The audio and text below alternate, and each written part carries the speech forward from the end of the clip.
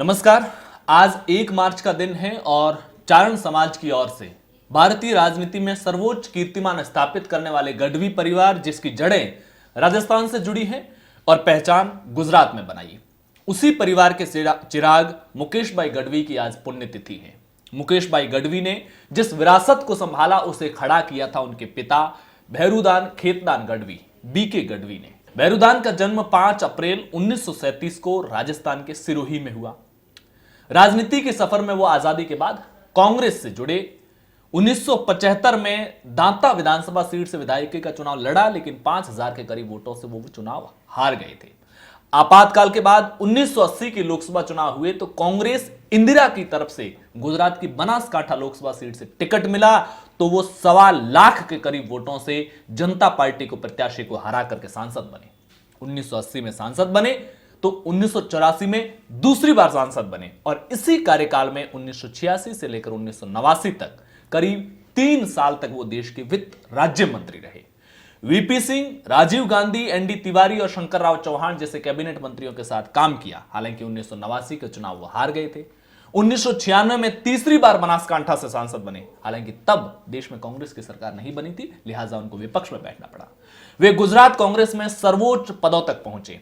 गुजरात में state government में cabinet के मंत्री भी रहे, तो साल 2004 से 2005 तक गुजरात कांग्रेस के प्रदेश अध्यक्ष भी रहे। 18 सितंबर 2005 को 68 साल की उम्र में उनका निधन हो गया।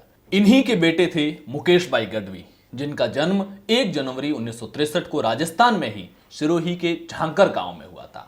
मुकेश भाई ने भी अपने पिता की विरासत को उतनी ही मजबूती से संभाला। पढ़ाई के दौरान बीकॉम की डिग्री करते हुए वे स्टूडेंट पॉलिटिक्स में एक्टिव हुए और एनएसयूआई से जुड़े और पिता के नक्शे कदम पर आगे बढ़ने लगे।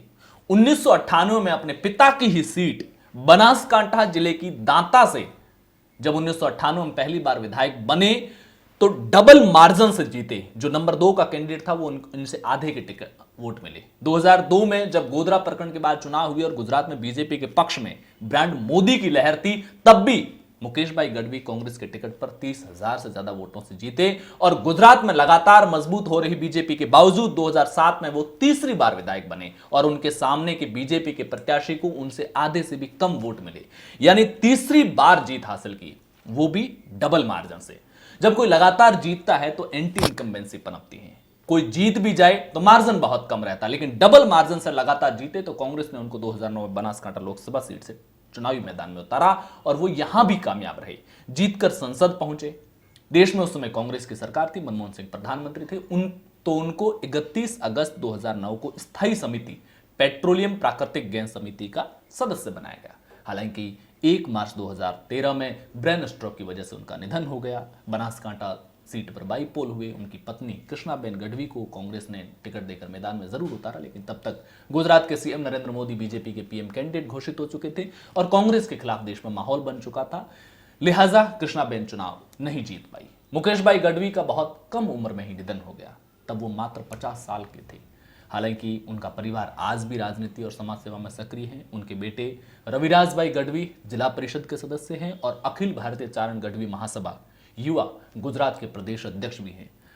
समाज से जुड़े राजनीतिक क्षेत्र के सक्रिय और पहचान स्थापित कर चुके लोगों की पूरी डिटेल आप लोगों के सामने लाने की ये पहल चारण शक्ति वेबसाइट की ओर से हो रही है।